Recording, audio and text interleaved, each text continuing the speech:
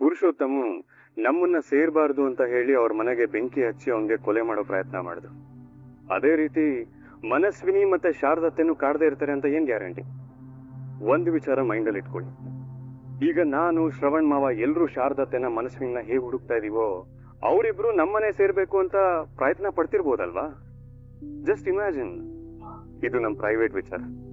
ಇದನ್ನ ಪ್ರೈವೇಟ್ ಆಗೇ ಇಡೋಣ, ಪಬ್ಲಿಕ್ ಮಾಡೋದು ಬೇಡ. ಆಗ್ಲೇ ಶಾರದತ್ತೆಗೂ ಮನಸ್ವಿನಿಗೂ ಒಂದು ಸೇಫ್. ಕರೆಕ್ಟ್ ಅಜಿತ್ ನೀವು ಹೇಳ್ತಾ ಇರೋದು. ನಚಿ ಈ ವಿಷಯ ಪಬ್ಲಿಕ್ ಮಾಡೋದು ಬೇಡ. ನೋಡಿ ಅದಕ್ಕೆ ನಿಮ್ ಸಿಡುಕ್ ಮೂತಿ ಸಿದ್ದಪ್ಪ ಮತ್ತೆ ನನ್ ಮಾವ ಇಬ್ರು ಸೇರಿ ನನ್ ಟ್ಯಾಲೆಂಟ್ ನ ತುಳಿತಾ ಇದಾರೆ.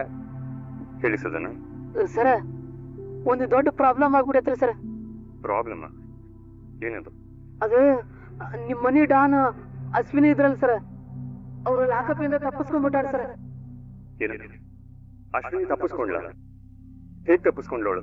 ಇವತ್ತ ನಮ್ ಲೇಡಿ ಪಿಸಿ ಅವ್ರಿಗೆ ಊಟ ಕೊಡಕ್ ಹೋಗಿದ್ರಿ ಸರ್.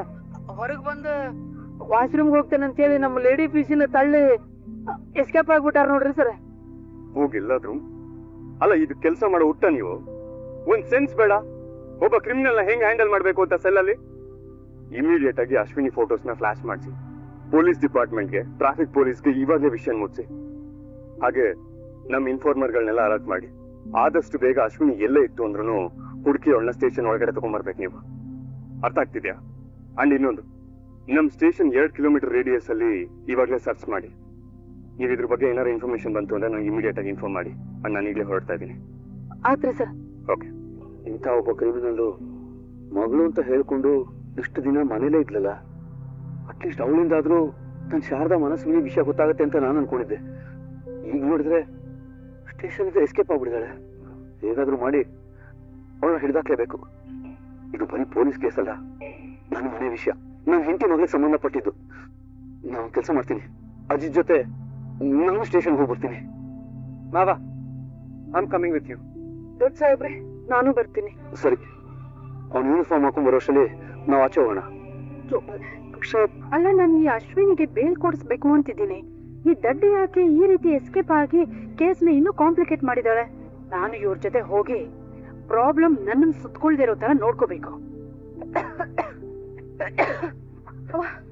ಮೊದ್ಲು ನಮ್ಮ ಹುಡುಗರು ಕಾಲ್ ಮಾಡಿ ಗಾಡಿ ತರಿಸ್ಕೋಬೇಕು. ಆದ್ರೆ ನಮ್ ಕೈ ಫೋನೇ ಇಲ್ವಲ್ಲ. ಅಣ್ಣ, ಒಂದ್ ನಿಮಿಷ, ನನಗೆ ನಿಮ್ ಫೋನ್ ಕೊಡ್ತೀರಾ? ಅದು ನನ್ ಫೋನ್ ಕಳ್ದೋಗಿದೆ. ಇದನ್ನು ನನ್ನ ಅಪ್ಪನಿಗೆ ತಿಳಿಸ್ಬೇಕಿತ್ತು. ಅದಕ್ಕೆ ನಿಮ್ ಫೋನ್ ಕೊಡ್ತೀರಾ ಪ್ಲೀಸ್? ಒಂದೇ ಒಂದು ಫೋನ್ ಮಾಡ್ತೀನಿ. ಸರಿ ತಗೊಳ್ಳಿ. ಥ್ಯಾಂಕ್ ಯು ಅಣ್ಣ, ಥ್ಯಾಂಕ್ ಯು. ಏನಾಯ್ತು ಬಾಬಾ? ಯಾಕೆ? ದೇವೇನಿ, ಅಶ್ವಿನಿ ನೋಡ್ದಂಗಾಯ್ತು. ಅವಳು ಹಾಕೊಂಡಿದ್ಲಲ್ಲ ಬಟ್ಟೆ, ಸೇಮ್ ಟು ಸೇಮು. ನನ್ನ ಪ್ರಕಾರ ಅಶ್ವಿನಿನೇ ಅದು. ಬೇರೆ ಯಾರನ್ನೋ ನೋಡಿರ್ತೀರಾ ನೀವು. ಬನ್ನಿ ಬಾವ. ಏಯ್, ನಿಂತ್ಕೋ ದೇವೇನಿ. ಅಲ್ಲೋಡ ಅಶ್ವಿನಿ, ನಿಂತ್ಕೋ ಅಶ್ವಿನಿ. ಹಲೋ ಮಾವ. ಅಜಿತ್, ಈಗಷ್ಟೇ ಅಶ್ವಿನಿನ ನೋಡಿದೆ, ತಪ್ಪಿಸ್ಕೊಂಡು ಓಡ್ತಾ ಇದ್ದಾಳೆ.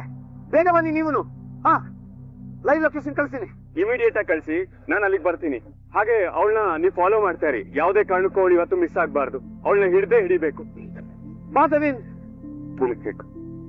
ಲೈವ್ ಲೊಕೇಶನ್ ಕಳಿಸ್ತಾರೆ, ಚೆಕ್ ಮಾಡಿ. ಮಾವ ಶೋರಾ? ನೋಡಿದ್ರ ಅವಳನ್ನ? ಹೌದು ಅಜಿತ್, ಅವಳ ಈ ಕಡೆನೆ ಬಂದಿದ್ದು. ನಾನು ಕಿಲ್ಸ್ಕೊಂಡೆ ಓಡಾಗ್ಬಿಟ್ಲು. ಅಲ್ಲ, ಇಲ್ಲಿ ಬಂದಿದ್ರೆ ಏನಕ್ಕೆ ಹೋಗೋದಕ್ಕೆ ಸಾಧ್ಯ ಅವಳು?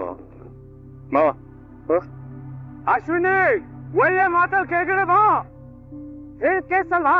ಬಗ್ಗೆ ಇಲ್ಲ ಅಪ್ಪ, ನಾನ್ ಕೆಳಗ್ ಬಂದ್ರೆ ಅಜಿತ್ ನನ್ನ ಜೀವಂತಾಗಿರಕ್ ಬಿಡಲ್ಲ. ನೀನ್ ಅಲ್ಲೇ ಇದ್ರೆ ಜೀವಂತ ಬಿಡ್ತೀನಿ ಅಂತ ಹೆಂಗ್ ಅನ್ಕೊಂಡೆ? ಅಜಿತ್, ಅಲ್ಲೇ ನಿಂತ್ಕೋ. ನೀನೇನಾದ್ರೂ ಮೇಲೆ ಬಂದ್ರೆ ನಾನು ಈಗ್ಲೇ ಇಲ್ಲಿಂದ ಹಾರಿ ಪ್ರಾಣ ಬಿಟ್ಬಿಡ್ತೀನಿ. ಅಶ್ವಿನಿ, ತಪ್ಪ ಮೇಲ್ ತಪ್ಪು ಮಾಡ್ತಾ ಇದ್ಯಾ. ನಮ್ ಮನೆಗ್ ಮನಸ್ವಿನಿ ಅಂತ ಹೇಳ್ಕೊಂಡ್ ಬಂದು ನಮ್ಮೆಲ್ಲ ಭಾವನೆಗಳ ಜೊತೆ ಆಟಾಡಿದ್ಯಾ. ಅದೇ ಮೊದಲನೇ ತಪ್ಪು. ನೀನ್ ಪೊಲೀಸ್ ಕಸ್ಟಡಿಯಿಂದ ತಪ್ಪಿಸ್ಕೊಂಡು ಇನ್ನೂ ದೊಡ್ಡ ತಪ್ಪು ಮಾಡಿದ್ಯಾ. ನೀನೇ ಕೆಳಗಡೆ ಇಳಿದು ಬಂದ್ರೆ ಒಳ್ಳೇದು. ಇಲ್ಲ ಅಂದ್ರೆ ಅಪ್ಪ, ನನ್ನ ಯಾರು ಏನ್ ಬೇಕಾದ್ರೂ ಅನ್ಕೊಳ್ಳಿ, ಅದೇ ನೀವ್ ಮಾತ್ರ ನನ್ ಮೇಲೆ ನಂಬಿಕೆ ಕಳ್ಕೋಬೇಡಿ ಅಪ್ಪ. ನಾನ್ ನಿಮ್ಗೆ ಮೋಸ ಮಾಡೋದಕ್ ಬಂದವಳಲ್ಲ ಅಪ್ಪ. ನಾನೇ ನಿಮ್ ಮನಸ್ವಿನಿ ಅಪ್ಪ. ಮಾವ, ಅವ್ರ ಮಾತು ಹಿಂಗ್ ಆಗ್ಬೇಡಿ ಮಾವ. ಕ್ರಿಮಿನಲ್ಸ್ ಈ ಟೈಮಲ್ಲಿ ಮೈಂಡ್ ಗೇಮ್ಸ್ ಆಡ್ತಾರೆ ಅಂತ ನನಗಿಂತ ನಿಮ್ಗೆ ತುಂಬಾ ಚೆನ್ನಾಗಿ ಗೊತ್ತಿದೆ. ಅಲ್ಲ, ಅವ್ರಿಗೆ ತುಂಬಾ ಚೆನ್ನಾಗಿ ಗೊತ್ತು ಈ ಸಿಚುಯೇಷನ್ ಅಲ್ಲಿ ನಿಮ್ಮನ್ನ ಬಿಟ್ರೆ ಅವಳನ್ನ ಯಾರು ಕಾಪಾಡೋದಕ್ ಆಗಲ್ಲ ಅಂತ. ನೀವ್ ಈ ಮಾತಿಗೆಲ್ಲ ಕರ್ಗಕ್ ಹೋಗ್ಬೇಡಿ ಮಾವ. ಹೌದು ದೊಡ್ಡ ಸಾಹೇಬ್ರೆ, ಅವಳು ಹೇಳ್ತಾ ಇರೋದೆಲ್ಲ ಸುಳ್ಳು, ಅವಳ ಮಾತು ನಂಬೇಡಿ. ಅಪ್ಪ, ನಾನು ಅನಾಥಾಶ್ರಮದಲ್ಲಿ ಹೇಗೋ ಇದ್ದೆ, ಆದ್ರೆ ನೀವುಗಳೇ ನನಗೊಬ್ಬ ಅಪ್ಪ ಇದ್ದಾರೆ ಅಂತ ನಂಬಿಸಿ ನನ್ನ ಮನೆ ಕರ್ಕೊ ಬಂದ್ರಿ. ನಿಮ್ ಮಗಳು ಅಂತ ಹೇಳ್ಕೊಂಡ್ ಬಂದು ನಿಮಗ್ ಮೋಸ ಮಾಡಿದೀನಿ ಅನ್ನೋ ಆರೋಪದ ಮೇಲೆ ನನ್ ಜೈಲಲ್ಲಾದ್ರೂ ಹೇಗ್ ಬದುಕಿರ್ಲಿ ಅಪ್ಪ. ನೋಡು, ಮೊದ್ಲು ಕೆಳಗಡೆ ಇಳಿದು ಬಾ. ನೀವ್ ನನ್ನನ್ನ ನಿಮ್ ಮಗಳು ಮನಸ್ವಿನಿ ಅಂತ ಒಪ್ಕೊಳ್ಳಿ, ಆಗ ನಾನ್ ಕೆಳಗ್ ಬರ್ತೀನಿ. ಇಲ್ಲ, ನಿನ್ನ ಮಗಳು ತಪ್ಕೊಳ್ಳೋದಕ್ಕೆ ನನಗೆ ಮನ್ಸು ಬರ್ತಿಲ್ಲ. ಫಸ್ಟ್ ಕೆಳಗೆ ಬಾ. ನೀವ್ ನನ್ನನ್ನ ಮನಸ್ವಿನಿ ಕೆಳಪ್ಪ ಅಂತ ಕರೆದ್ರೆ ಮಾತ್ರ ನಾನ್ ಕೆಳಗ್ ಬರೋದು, ಇಲ್ಲಾಂದ್ರೆ ಇಲ್ಲಿಂದಾನೇ ಹಾರಿ ಪ್ರಾಣ ಬಿಡ್ತೇನೆ. ಮಾವ ಯಾವುದೇ ಕಾರಣಕ್ಕೂ ಒಪ್ಕೋಬೇಡಿ ಮಾವ. ಸಾಹೇಬ್ರೆ ಹೇಳಿ ಬಿಡಿ, ಮೊದ್ಲು ಅವಳು ಕೆಳಗ್ ಬರ್ಲಿ. ಇಲ್ಲ ಇಲ್ಲ, ನಿನ್ನ ಸುಮ್ನೆ ಮಗಳು ಅಂತ ಕರೆಯೋದಕ್ಕೆ ನನಗೆ ಮನ್ಸು ಬರ್ತಿಲ್ಲ. ನೋಡು, ನೀನಾಗೆ ಕೆಳಗ್ ಬಂದ್ರೆ ಶಿಕ್ಷೆ ಆಗೋದನ್ನ ಸ್ವಲ್ಪ ಕಡಿಮೆ ಮಾಡಿಸ್ತೀನಿ. ಮೊದ್ಲು ಕೆಳಗಡೆ ಬಾ. ಅಲ್ಲಿಗೆ ನಂಗೂ ಕೂಡ ಬದುಕೋ ಮನ್ಸಿಲ್ಲ ಅಪ್ಪ. ಇಷ್ಟು ದಿನ ನನಗೆ ನೀವು ತಂದೆ ಪ್ರೀತಿ ಕೊಟ್ರಿ, ಅಷ್ಟ್ ಸಾಕು.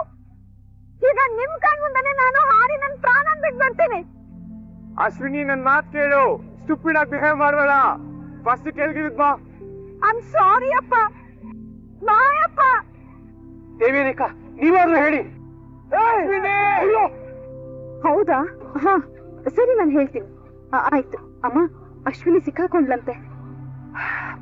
ನನಗ್ ಚೆನ್ನಾಗ್ ಗೊತ್ತಿತ್ತು ಅಮ್ಮವ್ರೆ, ನಮ್ಮ ಅಜಿತ್ ಅಣ್ಣನ್ ಕೈಯಿಂದ ಯಾವ್ದಾದ್ರು ಕಳ್ಳ ಸುಲಭವಾಗಿ ತಪ್ಪಿಸ್ಕೊಳಕ್ ಸಾಧ್ಯನಾ?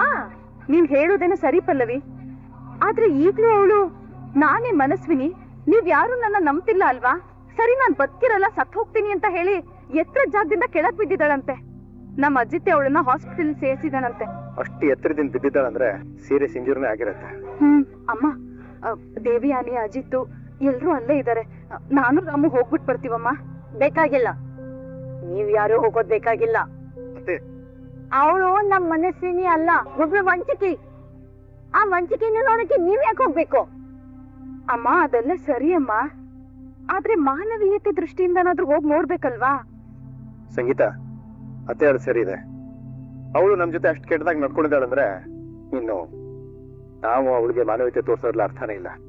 ಆದ್ರೂ ಅವಳಿಗೆ ಶಿಕ್ಷೆ ಕೊಡ್ಸೋವರೆಗೂ ಯಾರಾದ್ರೂ ಅವಳ ಜೊತೆ ಇರ್ಬೇಕು ಅಂದ್ರೆ ಅಜ್ಜಿಸು ಭೂಮಿ ಶ್ರವಣ ಹೋಗಿದಾರಲ್ಲ, ಸಾಕು. ಅಜ್ಜಿ ಹೇಳ್ತಿರೋ ಸರಿಯಾಗೇ ಇದೆ. ಆ ಫ್ರಾಡ್ ನ ನೋಡೋ ಅವಶ್ಯಕತೆ ಯಾರಿಗೂ ಇಲ್ಲ. ಬೇಡ.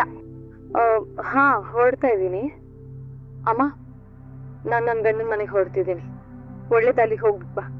ಒಂದ್ ನಿಮಿಷ ಇರು, ಕುಂಕುಮ ತಗೊಂಡ್ಬರ್ತೀನಿ. ಸರ್, ಒಳಗಡೆ ಹೋಗ್ಬೋದು. ಸಿಚುವೇಶನ್ ಹೇಗಿದೆ ಈಗ? ಕೈ ಕಾಲಿನ ಮೂಳೆ ಸ್ವಲ್ಪ ಫ್ರಾಕ್ಚರ್ ಆಗಿದೆ. ತುಂಬಾ ಎತ್ತರದಿಂದ ಬಿದ್ದಿರೋದ್ರಿಂದ ಸ್ವಲ್ಪ ತಲೆಗೆ ಪೆಟ್ಟಾಗಿದೆ. 2 days ಹಾಸ್ಪಿಟಲ್ ಇರ್ಲಿ, ಆಮೇಲೆ ನೋಡೋಣ. ಅಪ್ಪ, ಅಲ್ಲೊಲ್ಲೊಲ್ಲೊಲ್ಲೆ, ಇಷ್ಟೆಲ್ಲ ಆದ್ರೂ ಇವಳು ನರಿ ಬುದ್ಧಿ ಬಿಟ್ಟಿಲ್ಲ. ಈಗ್ಲೂ ಎಮಾರ್ಸಕ್ ಟ್ರೈ ಮಾಡ್ತಿದ್ದಾಳೆ. ಇನ್ ಕಮಿಟ್ಮೆಂಟ್ ಸೆಲ್ಯೂಟ್ ಹೊಡಿಲೇಬೇಕು ಕಣೆ. ಮಾವ, ಇವಳು ಮತ್ತೆ ಮನೆ ಸೇರ್ಕೊಳ್ಳೋದಕ್ಕೆ ಸಂಸಾಗ್ತಿದ್ದಾಳೆ. ಇವಳು ಒಂಥರ ವಿಷ ಬೀಜ. ಒಂದ್ಸಲಿ ಮೊಳಕೆ ಹೊಡೆದ್ರೆ ಜೀವನ ಹಾಳು ಮಾಡೋವರೆಗೂ ಬಿಡಲ್ಲ. ಅದಕ್ಕೆ ಇವಳು ಇಲ್ಲಿದ್ರೇನೆ ಬೆಟರ್. ಒನ್ಸ್ ಇಲ್ಲಿಂದ ಡಿಸ್ಚಾರ್ಜ್ ಆಗ್ತಿದ್ದ ಹಾಗೆ ಕಾನೂನ್ ಪ್ರಕಾರ ಇವಳಿಗೆ ಏನ್ ಶಿಕ್ಷೆ ಆಗ್ಬೇಕೋ ಅದನ್ನ ಕೊಡ್ಸೋ ಜವಾಬ್ದಾರಿ ನಂದು. ಹೌದು ದೊಡ್ಡ ಸಾಹೇಬ್ರೆ, ನಿಜವಾದ ಮನಸ್ವಿನಿ ಖಂಡಿತವಾಗ್ಲೂ ಎಲ್ಲಾದ್ರೂ ಸುರಕ್ಷಿತವಾಗಿ ಇದ್ದೇ ಇರ್ತಾಳೆ. ಇವತ್ತೆಲ್ಲ ನಾಳೆ ಅವಳು ನಿಮ್ ಕಣ್ಮುಂದೆ ಬಂದು ಅಪ್ಪ ಅಂತ ಕರ್ದೇ ಕರೀತಾಳೆ. ಈ ಫ್ರಾಡ್ ನ ನಂಬಕ್ ಹೋಗ್ಬಿಡಿ ದೊಡ್ಡ ಸಾಹೇಬ್ರೆ ನೀವು. ನಾವ್ ಇವಳು ಕಣ್ಮುಂದೆನೆ ಇದ್ರೆ ಇದೇ ತರ ಏನಾರು ಒಂದ್ ಡ್ರಾಮಾ ಮಾಡ್ತಾನೆ ಇರ್ತಾಳೆ. ಬನ್ನಿ ಹೊರಡೋಣ. ದೇವ್ಯಾನಿ ಅಮ್ಮ, ಅಮ್ಮ ನೀವ್ ಬಂದ್ಬಿಡಿ, ಇಲ್ಲಾಂದ್ರೆ ಈ ಫ್ರಾಡು ನಿಮ್ಮನ್ನು ಯಾಮಾರ್ಸ್ಬಿಡ್ತಾಳೆ. ಹಾ ಬನ್ನಿ ಅಮ್ಮ. ಸಾಹೇಬ್ರೆ, ಯಾರ್ದೇ ಆಗ್ಲಿ ಜೀವ ಜೀವನೇ. ಅವಳ ಜೀವಕ್ಕೇನೋ ಅಪಾಯ ಆಗದೆ ಇರೋದು ನನ್ಗೂ ಒಂಥರ ಖುಷಿನೇ. ಆದ್ರೆ ಅವಳು ಅಷ್ಟು ಎತ್ತರದಿಂದ ಬಿದ್ರುನು ಅವಳಿಗೇನೋ ಆಗೇ ಇಲ್ಲ. ನೋಡಕ್ಕೋದ್ರೆ ಕೈಯೋ ಕಾಲು ತಲೆಗೋ ತೀವ್ರವಾಗಿ ಪೆಟ್ಟು ಬೀಳ್ಬೇಕಿತ್ತು. ಆದ್ರೆ ಅವಳಿಗೇನೋ ಆಗೇ ಇಲ್ವಲ್ಲ ಸಾಹೇಬ್ರೆ, ಅದ್ ಹೇಗೆ? ನನಗೂ ಅದೇ ಆಶ್ಚರ್ಯ.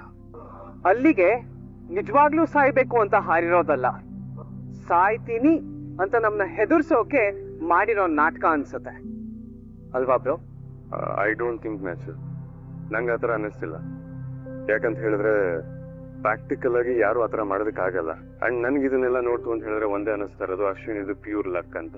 ಅಜಿತ್, ಅವಳು ಮತ್ತೆ ನಿನ್ನಿಂದ ತಪ್ಪಿಸ್ಕೊಳ್ಳೋ ತರ ಯಾವ್ದಕ್ಕೂ ಅವಳ ಮೇಲೆ ಒಂದು ಕಣ್ಣಿಟ್ಟಿರು. ಅಶ್ವಿನಿ ಸಾಮಾನ್ಯದವಳಲ್ಲ, ಅದಕ್ಕೆ ನಾನೇ ಇಲ್ಲಿದ್ದು ಅವಳನ್ನ ಗಾರ್ಡ್ ಮಾಡ್ತೀನಿ. ನೀವೆಲ್ರೂ ಮನೆಗೆ ಹೋಗಿ, ನೀವು ವಾರ್ಡ್ ಆಚೆನೇ ಇರಿ, ಒಬ್ರು ಒಳಗಡೆ ಹೋಗ್ಬಾರ್ದು, ಆತರ ನೋಡ್ಕೊಳ್ಳಿ. CCTV ಫುಟೇಜ್ ಮಾನಿಟರ್ ಇರುತ್ತಲ್ಲ, ಅದನ್ನ ಚೆಕ್ ಮಾಡ್ತಾರೆ. ಯಾವುದೇ ಸಸ್ಪಿಷಿಯಸ್ ಮೂವ್ಮೆಂಟ್ ಇತ್ತು ಅಂತ ಹೇಳೋರು ನಂಗೆ ಅಪ್ಡೇಟ್ ಮಾಡ್ಬೇಕು. Don't miss it out, okay? And ಇಬ್ರಿಗೂ ಹೇಳ್ತಾ ಇದೀನಿ, ಇನ್ನ ಇಬ್ರು ಪೀಸಿನ ಮೇನ್ ಗೇಟ್ ಹತ್ರ ಹಾಕಿ, ಯಾವುದೇ ತರ ತೊಂದ್ರೆನೂ ಆಗ್ಬಾರ್ದು. ಇನ್ ಕೇಸ್ ಒಂಚೂರು ಹೆಚ್ಚು ಕಡಿಮೆ ಆಯ್ತು ಅಂದ್ರೂ ಎಲ್ರೂ ಸಸ್ಪೆಂಡ್ ಮಾಡಿ ಬಿಸಾಕ್ತೀನಿ, ಗೊತ್ತಾಯ್ತಾ? ಇವಳು ಬದುಕಿದ್ರೆ ನನಗೆ ಉಳಿಗಾಲ ಇರಲ್ಲ. ಸಾಯ್ಬೇಕು ಇವಳ, ಸಾಯಿಸ್ಬಿಡ್ತೀನಿ. ಅದೇ ಸರಿ.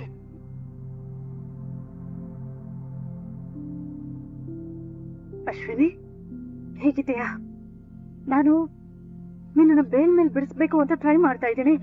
ಅಷ್ಟ್ರಲ್ಲಿ ನೀನು ಇಂಥ ದೊಡ್ಡ ಕೆಲಸ ಮಾಡ್ಕೊಂಡಿದ್ಯಲ್ಲ. ಈ ಕೇಸಲ್ಲಿ ಬೇಲ್ ಸಿಗೋದೇ ಡೌಟ್ ಅಂತ ಗೊತ್ತಿತ್ತು, ಅದಕ್ಕೆ. ಮತ್ತೆ ಹೀಗೆಲ್ಲ ಮಾಡ್ಕೊಂಡ್ಬಿಟ್ರೆ ತಪ್ಪಿಸ್ಕೊಂಡ್ಬಿಡ್ತೀಯಾ? ಲಾಸ್ಟ್ ಮೂಮೆಂಟ್ ಅಲ್ಲಿ ಏನ್ ಬೇಕಾದ್ರೂ ಆಗ್ಬೋದಲ್ಲ ಮೇಡಮ್. ಈ ಅಶ್ವಿನಿಗೆ ಅಸಾಧ್ಯ ಅನ್ನೋದು ಯಾವ್ದು ಇಲ್ಲ ಮೇಡಮ್. ಇರೋರ್ನೆಲ್ಲರನ್ನು ಯಾಮಾರ್ಸೋಕೋಸ್ಕರ ಅಷ್ಟೊಡ್ ಬಿಲ್ಡಿಂಗ್ ಇಂದಾನೇ ಹಾರೋದಕ್ಕೆ ನಾನು ಹಿಂದೆ ಮುಂದೆ ನೋಡ್ಲಿಲ್ಲ. ಅಜಿತ್ನ ಏಮರ್ಸೋದು ಅಷ್ಟು ಸುಲಭ ಅಲ್ಲ. ಅಲ್ಲೆಲ್ರೂ ಕಾಯ್ತಾ ಇದಾರೆ, ಜಾಸ್ತಿ ಟೈಮ್ ಇಲ್ಲ ನನ್ನ ಹತ್ರ. ನೋಡು, ಒಂದ್ ರಿಕ್ವೆಸ್ಟ್, ಎಂತ ಸಂದರ್ಭ ಬಂದ್ರು ನನ್ನ ಹೆಸರು ಮಾತ್ರ ಯಾವುದೇ ಕಾರಣಕ್ಕೂ ಬಾಯಿ ಬಿಡ್ಬೇಡ ಪ್ಲೀಸ್. ಹೇಳೋದಾಗಿದ್ರೆ ಈಗಾಗ್ಲೇ ಹೇಳಿರ್ತಿರ್ಲಿಲ್ವಾ? ಆದ್ರೆ ಇನ್ ಮುಂದೆ ನಿಮ್ ಹೆಸರನ್ನ ಹೇಳಲ್ಲ ಅಂತ ನಾನ್ ಗ್ಯಾರಂಟಿ ಕೊಡಲ್ಲ. ನಿಮ್ಮನ್ ಬಚಾವ್ ಮಾಡಿದ್ರೆ ನನಗೇನ್ ಲಾಭ? ಹೇ, ಏನ್ ಮಾತಾಡ್ತಿದ್ಯಾ? ನಾನಾಗೆ ಹೇಳುದಲ್ಲ ನಿಂಗೆ, ಬೇಲ್ ಕೊಡ್ಸಿ ನಿನ್ನ ಹೊರಗಡೆ ಕರ್ಕೊಂಡ್ ಬರೋದಕ್ಕೆ ವ್ಯವಸ್ಥೆ ಮಾಡ್ತಾ ಇದ್ದೀನಿ. ಅದನ್ನ ನಾನ್ ಮಾಡ್ಕೋತೀನಿ. ಅದನ್ ಬಿಟ್ಟು ಬೇರೆ ಏನಾದ್ರೂ ಮಾಡ್ಬೋದಾ? ಬೇಲ್? ಹೋ, ಓಕೆ, ಹೇಳು, ಎಷ್ಟು ದುಡ್ಡು ಬೇಕಾ? ನಾನು ದೇವರ ಸನ್ನಿಧಿ ಮನೆಯ ಸೊಸೆ ಆಗ್ಬೇಕು. ಮೊದಲನೇ ಸಲ ದೇವಸ್ಥಾನದಲ್ಲಿ ಭೇಟಿ ಆದಾಗ ಆ ಭೇಟಿನ ಮುನ್ನ ಇಲ್ಲಿವರೆಗೂ ಕರ್ಕೊಂಡ್ ಬರುತ್ತೆ ಅಂತ ನಾನು ಜೀವನದಲ್ಲಿ ಅನ್ಕೊಂಡಿರ್ಲಿಲ್ಲ. ನಿನ್ ಸ್ವಾಭಿಮಾನ, ನಿನ್ ಛಲ, ಇದೆಲ್ಲನೂ ನಂಗೆ ತುಂಬಾ ಇಷ್ಟ ಆಯ್ತು. ದಿನಕ್ಕೊಂದ್ಸಲಿನಾದ್ರೂ ನಿನ್ ಜೊತೆ ಜಗಳ ಆಡ್ಬೇಕು ಅನ್ಸುತ್ತೆ. ಈ ಸಿಡುಕ್ಮೂತಿ ಸಿದ್ದಪ್ಪನ ಜೀವನ ಪೂರ್ತಿ ಸಹಿಸ್ಕೊಂಡು ಜೊತೆಲಿರ್ತೀಯ Bhoomi. I love you so much. ಸಾಹೇಬ್ರೆ, ಏನ್ ಬರೀತಾ ಇದ್ದೀರಾ? ನಿಂಗ್ ಲವ್ ಲೆಟರ್. ವಿಡಿಯೋ ಇಷ್ಟ ಆಗಿದ್ರೆ ಲೈಕ್ ಮಾಡಿ, ಸಬ್ಸ್ಕ್ರೈಬ್ ಮಾಡಿ, ಎಲ್ರಿಗೂ ಕೂಡ ಶೇರ್ ಮಾಡಿ. ವಿಡಿಯೋ ನೋಡಿದ್ದಕ್ಕಾಗಿ ಎಲ್ರಿಗೂ ಕೂಡ ಧನ್ಯವಾದಗಳು.